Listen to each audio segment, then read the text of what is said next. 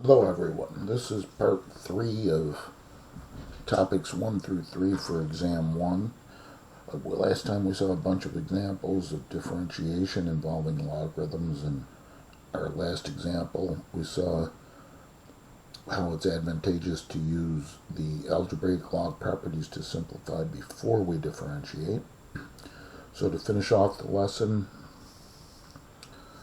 on logarithmic functions, a couple things left. First off, recall implicit differentiation. When we take the derivative with respect to x of something simple, like let's say x to the 5th, we just get 5x to the 4th, and that's all there is to it, because of the fact that the variable that we were differentiating was exactly the independent variable that we're differentiating with respect to. But implicit differentiation is actually kind of a form of the chain rule. If you think of the chain rule or the general power rule, let's say for u to the 5th, and we're taking the derivative with respect to x, we would say that's 5u to the 4th, but because we're differentiating a variable that's a function of x with respect to x, we have to take the derivative of that with respect to x, so denoted by du dx. So that's really what implicit differentiation is all about, because if we took the derivative with respect to x of, let's say, y to the 5th, then we're going to differentiate as normal and get 5y to the 4th, but because we're differentiating a variable that's different than the independent variable that we're differentiating with respect to, as a consequence of the chain rule, we have to carry along the derivative of that dependent variable with respect to the independent variable, or in this case dy dx. So you will probably recall that with implicit differentiation you were told whenever you differentiate something involving y, you include dy dx, and that's pretty much all there is to it. So here's an example. Implicit differentiation, everything we've encountered up until now has been in explicit form. That is, it was always y equals some function of x or some function of t. But now here we don't have that. This is why we need implicit differentiation. Now I'm going to choose to throw this ddx notation in front of each side of the equation. This is not a necessary step, but some students like to use it because it helps you to realize that you're performing implicit differentiation, and it also helps you to realize when to include dy dx. So now when I differentiate x cubed with respect to x, I just get 3x squared, and that's all there is to it. But then when I differentiate y cubed with respect to x through implicit differentiation, we get 3y squared, and that's when we carry along dy dx as a factor. Now moving to the right side, derivative of 5x with respect to x is 5, and then plus the derivative of the sine of 5y. Well, the derivative of sine is cosine, same argument 5y, then the derivative of the argument. So now we're differentiating 5y implicitly with respect to x. So we get 5, and we need to carry along dy dx. Okay, so now once we differentiate implicitly, we have to solve for dy dx. So we're going to bring everything that contains dy dx to the one side of the equation, everything else to the other. So I'm going to choose to bring the dy dx's to the left, and I'm indicating the mental transposition with these arrows here. And so I'd have 3y squared dy dx now joined by a negative 5 cosine 5y dy dx, and that will be equal to the 5 on the right now joined by a negative 3x squared. And the reason for getting all the terms that contain dy dx as a factor on one side and everything else on the other is to factor it out. So we have dy dx and in parentheses 3y squared minus 5 cosine 5y upon factorization equaling, just recopy the right hand side. And to finish this off, I'll just bring it up here. We're going to solve for dy dx by just simply dividing both sides of the equation by what's in parentheses on the left. So we get a fraction, the numerator of the fraction, what's on the right, 5 minus 3x squared, and the denominator of the fraction, the quantity that's in parentheses on the left. So the 3y squared minus 5 cosine of, that's a 5y. Okay, so that's a little warm-up because we want to be able to handle this implicit differentiation with logarithms involved. Now remember, the first thing we said about logs is not to differentiate the log of a product, quotient, or power. And in this example, we actually have the log of a product. It's understood x to the fifth, y to the fifth is the argument that belongs to that logarithm. So before we even start the differentiation process, let's simplify the left-hand side. We get the natural log of x to the fifth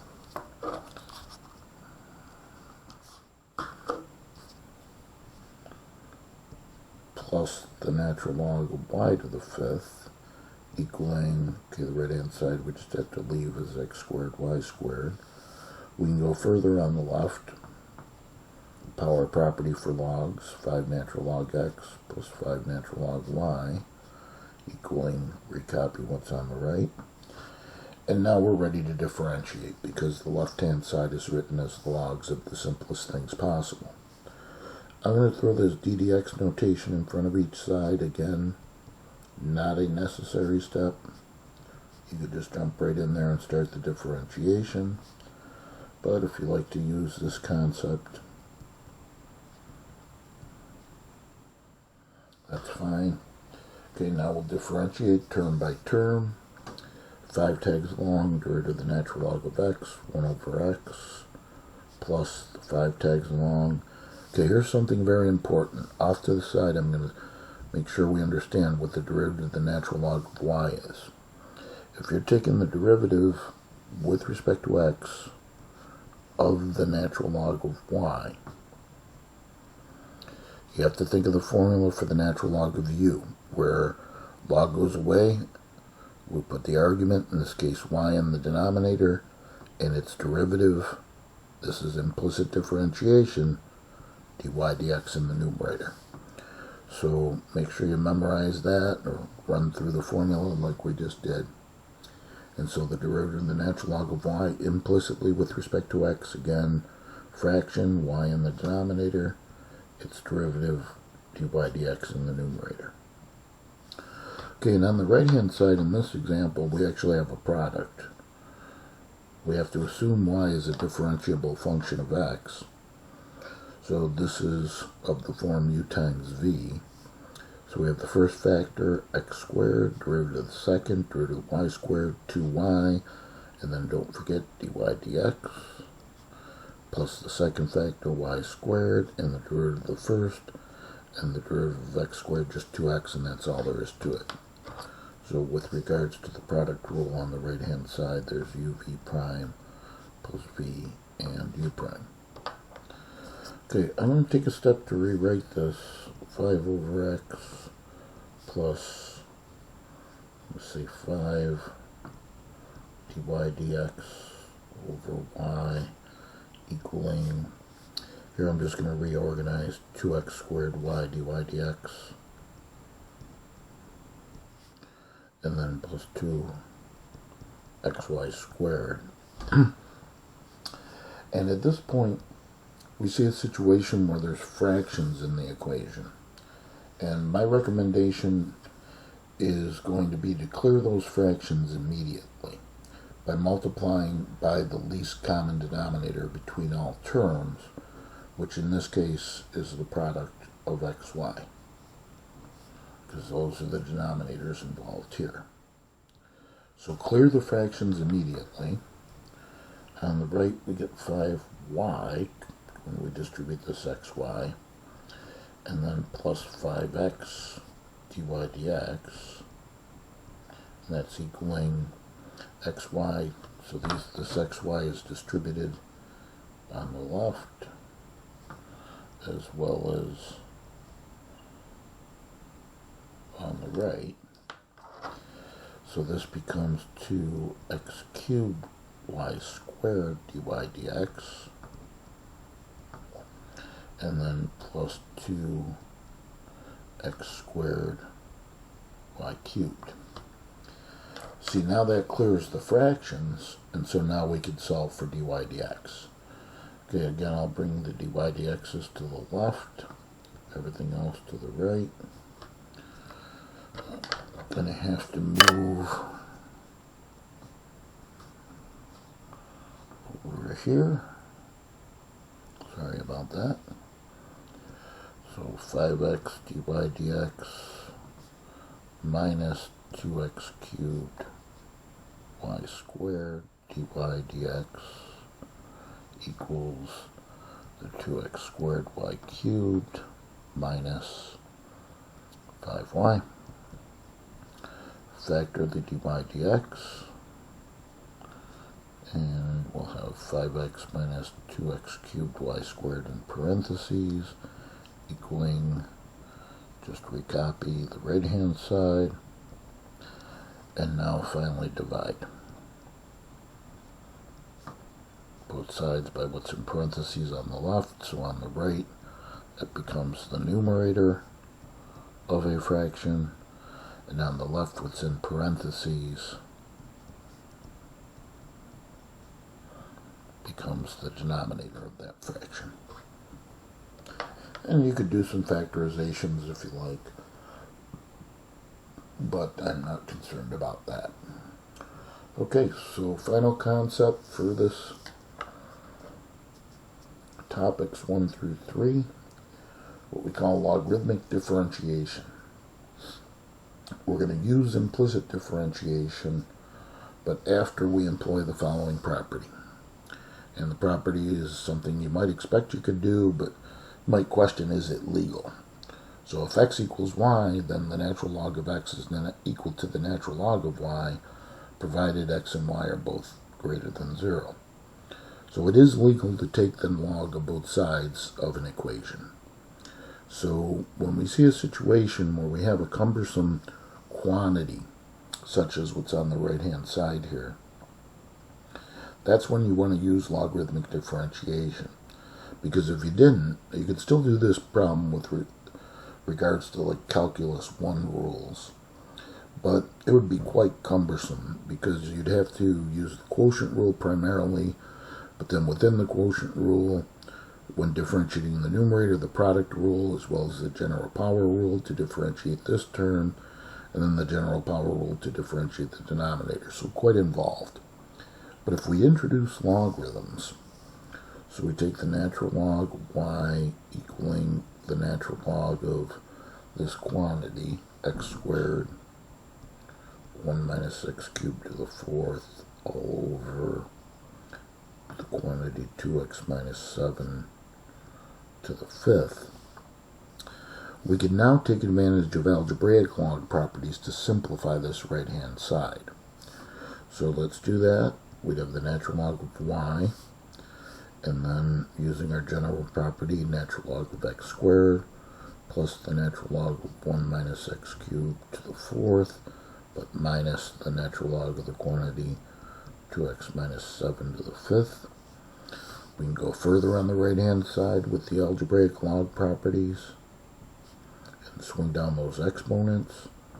So 2 natural log x plus 4 natural log of 1 minus x cubed minus 5 natural log of the quantity 2x minus 7. And now we have the right-hand side written as the logarithms of the simplest things possible. So now we can start the differentiation process. Now, again, I'm going to throw this ddx notation in front of each side. because it really is implicit differentiation, because this is the natural log of y. There's really no implicitness on the right-hand side, but just to be consistent with my notation and solution, I'm showing the ddx notation in front of both sides. And again, you could skip that and just start the differentiation process if you like. But here's the important thing. There's two important things about this problem at this point. One is that you have to take the derivative of the natural log of y implicitly with respect to x. So we get a fraction, log goes away, argument, y in the denominator, its derivative, dy dx in the numerator. So we talked about that last example, as well as in the upper right corner here I wrote the special formula, right? So you want to think that through. All right, getting back on the right, no implicitness, so just differentiate term by term. 2 tags along, derivative of the natural log of x, 1 over x, plus 4 tags along, derivative of the natural log of that quantity, fraction, log goes away, quantity, 1 minus x cubed in the denominator, its derivative, minus 3x squared in the numerator. Go to the next term, minus 5 tags along, derivative of the natural log of that quantity, again, log goes away, fraction, quantity, 2x minus 7 in the denominator, its derivative 2 in the numerator. So that I mentioned was one important thing, the dy dx over y. Another important thing is to know to solve for dy dx. And so what you're going to do is multiply both sides by y. If you want to show it explicitly, I'm doing that here in red. And then on the left the y's cancel. We stalled, so here we're back again. Okay, make the right side look a little prettier. 2 over x minus, and let's include some brackets here, minus 12x squared over the 1 minus x cubed, and minus 10 over 2x minus 7. Close up the brackets and make sure you indicate you're multiplying that by y. And that's sufficient for me, but many textbooks will back substitute what y is. So we'll recopy what's in the brackets here and replace y by what it was originally defined to be. So let's back up here the given original x squared 1 minus x cubed to the 4th over 2x minus 7 is a quantity to the 5th. Okay, so that step I'm not concerned about, but you'll notice when you do the homework problems, the textbooks typically will do that. Okay, so that's the end of part 3 for topics 1 through 3, logarithms and their derivatives, and we'll come back and start looking at topics 4 and 5, which are exponential functions and their derivatives.